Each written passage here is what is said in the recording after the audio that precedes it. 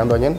Umetatikan, etxian, ama hizkuntza dana, bai, gile eguneko euskalduna bai. Ni saiatzen naizena Andoainen euskara aparte ikasi duen launekin, bai taberna kale giroan, beti euskara pazientzi gehixokin hitz egiten eta mantxoxio beek bai animatzeko erabiltzea. Bat hizkuntza beha, baina azkenean folkloriakin lotua dagoen guztia beti oso zaldiak izan du behago bai.